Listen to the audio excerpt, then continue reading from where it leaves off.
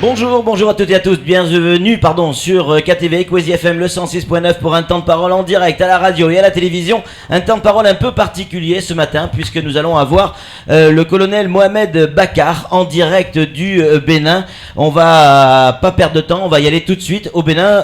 Mohamed Bakar, bonjour. Bonjour. Merci d'être avec nous, vous nous confirmez bien, vous êtes en direct du Bénin? Je suis du Bénin et je vous dis bonjour. Bonjour Mohamed Bakar. Une question très simple, on en a plusieurs évidemment. Depuis plusieurs fois, il y a eu plusieurs rumeurs qui ont fait état de votre retour du côté d'Anjouan. Des rumeurs qui à chaque fois ont été démenties. Aujourd'hui, il y en a encore une nouvelle. On annonce votre retour. Quelles sont réellement vos intentions? Est-ce que vous avez l'intention de revenir à Anjouan?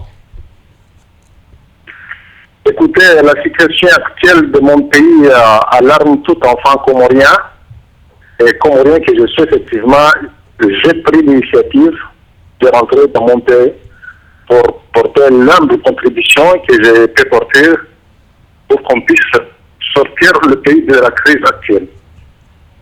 Est-ce que vous avez à ce jour un calendrier, une idée de la date à laquelle vous allez revenir? Écoutez, quand je suis venu ici grâce aux partenaires qui ont effectivement fait toutes les démarches pour qu'aujourd'hui je puisse me trouver au Bénin.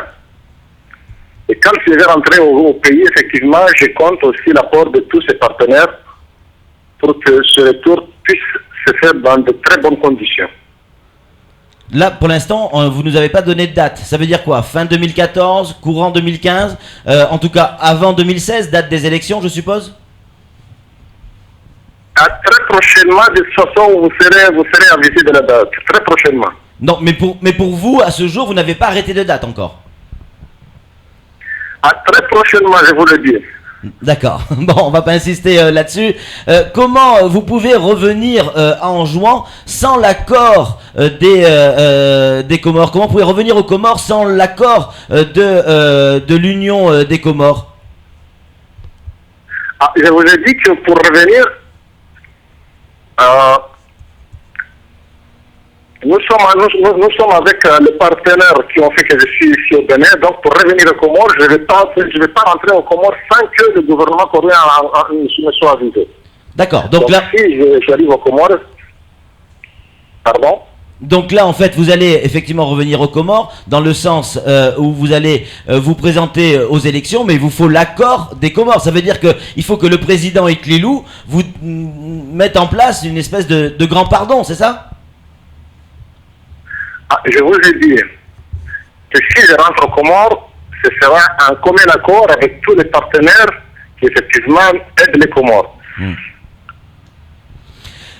Une autre question, Mohamed Bakar. Selon nos informations, le président Iklilou ne serait pas opposé à votre retour, mais à une condition, que vous puissiez rendre les armes qui sont actuellement cachées à Anjouan et notamment enfouies dans la forêt. Est-ce que vous êtes prêt à rendre ces armes pour pouvoir rentrer aux Comores? Écoutez, moi quand je suis parti à Anjouan, les peu des armes qu'on avait, on les a remis à la gendarmerie de Mayotte. Quant aux gendarmes qui sont restés à Anjouan, je sais qu'ils se sont rendus à la force de l'Union africaine qui était là-bas. Donc, me parler d'armes, moi je suis au courant de rien. D'accord, donc vous n'êtes pas au courant qu'il y a d'autres armes cachées à Anjouan? Non, je ne suis au courant de rien parce que les armes que je suis parti avec, on les a remis à la gendarmerie de Mayotte. S'il y a des armes qui sont cachées en Anjouan, moi je ne suis au courant de rien. Mohamed Bakar, la dernière fois que j'ai eu la possibilité de m'entretenir avec vous, c'était à Anjouan, souvenez-vous, c'était à l'aéroport, où vous aviez expliqué que vous iriez jusqu'à verser la dernière goutte de votre sang pour votre pays. Seulement, appelons un chat, Mohamed Bakar, quand il y a eu les premiers coups de feu qui ont été tirés, vous êtes parti pour Mayotte. Il faut l'analyser comment? Comme un manque de courage? Non, pas du tout. Écoutez, nous, à l'époque, on s'entendait à ce qu'il y ait un débarquement du gouvernement comorien. Mais quand on a vu en face que c'était des éléments qui portaient des uniformes de l'Union africaine, pour nous, jamais à aucun moment on se serait battu avec des éléments de l'Union africaine. C'est ce qui effectivement nous a poussé effectivement de changer de décision. On n'allait jamais, et on ne le fera jamais, on n'allait jamais se battre avec des militaires de l'Union africaine. C'est la raison qui nous a poussé de partir. Quel rôle la France a joué dans votre extraction, Mohamed Bakar? Est-ce réellement la France qui vous a aidé à fuir en jouant? Non. La France ne nous a jamais aidé à fuir en jouant. Quand on a vu qu'effectivement en face on avait des militaires avec des uniformes de l'Union africaine, en ce moment, on a décidé de partir. Et pour partir, Mayotte, c'était l'île, la terre la plus proche, la plus sûre. C'est pour cette raison qu'on est parti à Mayotte. C'est tout de même la France qui a transporté les troupes de l'Union africaine par Transal, notamment des troupes qui se sont posées du côté de Moroni. Ça, vous vous sentez un petit peu trahi là-dessus ou pas? Non. Quand la France a transporté les troupes pour Moroni, souvenez-vous, c'était pour des élections. Maintenant, ces troupes sont restées à Moroni jusqu'au jour du débarquement. Oui. Mais enfin, ils sont venus effectivement quand même jusqu'à Anjouan pour le fameux débarquement. C'était les mêmes hommes. Oui, mais c'est pas la France qui les a envoyés. Oui. Quand vous êtes passé sur Mayotte, Mohamed Bakar, vous avez certainement entendu parler de ce que ça a généré, ces fameuses émeutes où on a eu très peur sur Mayotte. Est-ce que vous ne craignez pas qu'un retour à Anjouan de votre part puisse générer à nouveau des problèmes ici à Mayotte? Écoutez, parmi les choses qui nous rassurent, c'est que vous savez que nous sommes partis d'Anjouan ce jour-là à 9h du matin. Oui. Et quand on est parti, on passait dans beaucoup de villages. Les gens nous voyaient. Et on voyait des visages de gens qui étaient inquiets et qui nous supportaient. Donc, si ce qu'on disait à l'époque était vrai contre nous, on n'aurait jamais pu quitter Anjouan à 9h du matin. Quant à ce qui s'est passé à Mayotte, que je déplore beaucoup, vous savez très bien que la politique qui a été utilisée à l'époque contre nous, c'était une politique de mensonge. Les gens ont beaucoup menti. Et comme à Mayotte, les gens ne savaient pas ce qui passait à Anjouan, je comprends et je déplore effectivement ce qui s'est passé à Mayotte. C'est-à-dire que vous pensez qu'il y a eu manipulation de la communauté anjouanaise à Mayotte? Tout à fait. Vous savez, la politique de nos adversaires à l'époque à Anjouan, c'était ça. Hein? Oui. Utiliser les mensonges contre nous.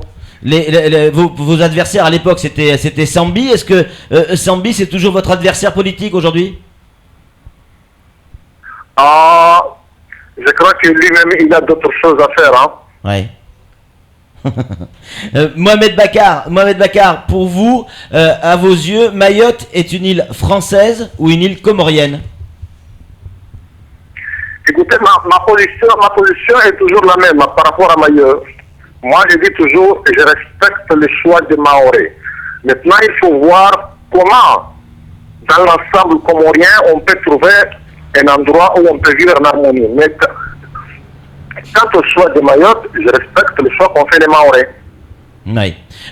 On entend de plus en plus parler de confédération. C'est ce que vous souhaitez politiquement, en imaginant que vous reveniez prochainement à Anjouan. On parle effectivement de confédération. Ça veut dire quoi exactement?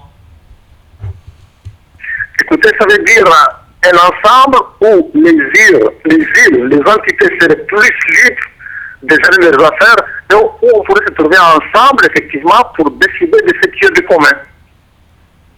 D'accord, donc on n'est pas dans le séparatisme là. Non, pas du tout. On reste toujours dans un ensemble comorien, mais pour que chaque entité puisse se promouvoir sans entrave aucune. Mohamed Bakar, il y a plusieurs anciens ministres de chez vous qui se revendiquent aujourd'hui bakaristes, avec plusieurs partis politiques différents. Comment s'appelle votre parti politique? C'est lequel? Mon parti politique, effectivement, c'est le CNEI qui lutte pour une nouvelle entité au Comores. C'est le RENIC? Tout à fait. D'accord. Et vous êtes président du RENIC aujourd'hui? Je suis le président du RENIC. D'accord. Encore une question, évidemment on en a beaucoup, Mohamed Bakar. Pensez-vous réellement aujourd'hui que le peuple anjouanais vous attende là-bas à Anjouan?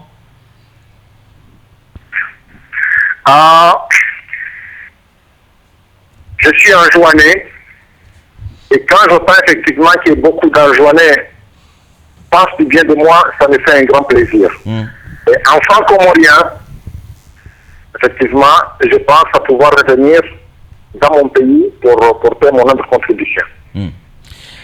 On a Samuel Bocher, le rédacteur du journal France Mayotte Matin, qui a une question à vous poser, Mohamed Bakar.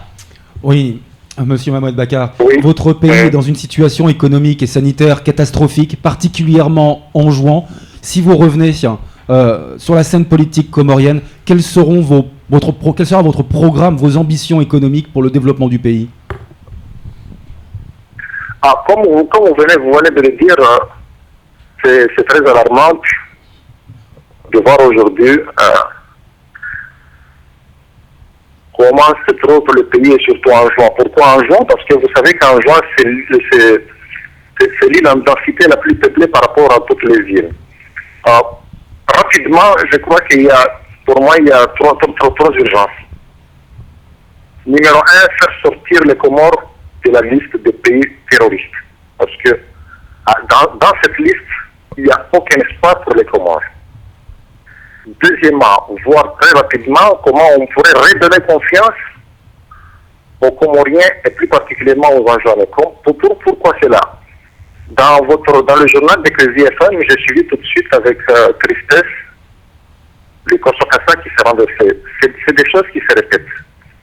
Donner confiance aux Anjouanais pour que très rapidement on puisse dire aux Anjouanais, restons en Anjouan, il y a de l'espoir en Anjouan, n'allez pas mourir en mer. Et troisième priorité, effectivement, faire avoir la confiance entre les îles et vis-à-vis de la communauté internationale. Voilà à peu près mes trois ambitions. Vous êtes francophile, Mohamed Bakar, vous aimez la France, vous êtes reconnaissant envers la France sur ce qu'elle a pu faire effectivement avec vous par le passé. Est-ce que aujourd'hui vous avez encore des liens forts avec la France, des liens qui vous permettraient de revenir à Anjouan, ou il va falloir vous débrouiller seul avec les Comores? Écoutez, je profite de l'occasion d'abord pour remercier la France, parce que quand ces événements se sont produits en juin, beaucoup de mes sympathisants ont été pourchassés en juin, et Dieu merci, et merci à la France, ils ont trouvé refuge à Mayotte, en France, ils vivent en France parce qu'ils sont à Mayotte, à La Réunion en France, et ils n'ont aucun problème. J'aime la France, je suis francophile, et je suis reconnaissant. Et comme je vous l'ai dit, quand je vais rentrer au pays, ce sera en étroite collaboration avec nos partenaires, dont la France. Et effectivement, j'y compte beaucoup sur ce partenariat pour mon retour et pour le développement de mon pays. Dernière question, Mohamed Bakar. Si vous n'obtenez pas l'aide de la communauté internationale pour rentrer aux Comores, et notamment à Anjouan, est-ce que vous allez rester au Bénin ou vous allez quand même revenir à Anjouan? Je n'ai pas bien compris la question. Si vous n'obtenez pas l'aide de la communauté internationale, est-ce que vous allez rester au Bénin ou est-ce que vous allez quand même revenir à Anjouan? Écoutez, aujourd'hui, il faut reconnaître que nous sommes dans un monde où il y a beaucoup plus de droits. Il n'y a aucune raison où la communauté qui va pousser à la communauté internationale de dire on va laisser Mohamed Bakar au Bénin. Il n'y a aucune raison. Je bon espoir d'avoir la contribution de nos partenaires et effectivement avec la contribution de ces partenaires, très prochainement, je me retrouverai à Anjouan.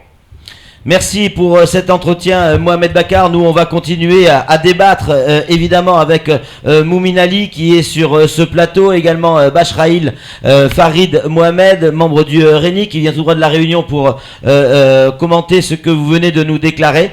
Merci pour cet entretien et à très bientôt sur les ondes, Mohamed Bakar. Merci beaucoup. Au revoir. On rappelle que Mohamed Bakar était à l'instant en direct sur Kwezi FM et KTV, en direct du Bénin, où il vient à l'instant d'annoncer son retour à Anjouan, en tout cas sa ferme intention de revenir à Anjouan. Quand ça, on n'a pas pu lui faire dire encore, mais on va, après une page de pub, continuer à en discuter et à en débattre avec deux autres bakaristes, à savoir Moumine Ali et Bachraïl Farid Mohamed. C'est fini pour ce temps de parole.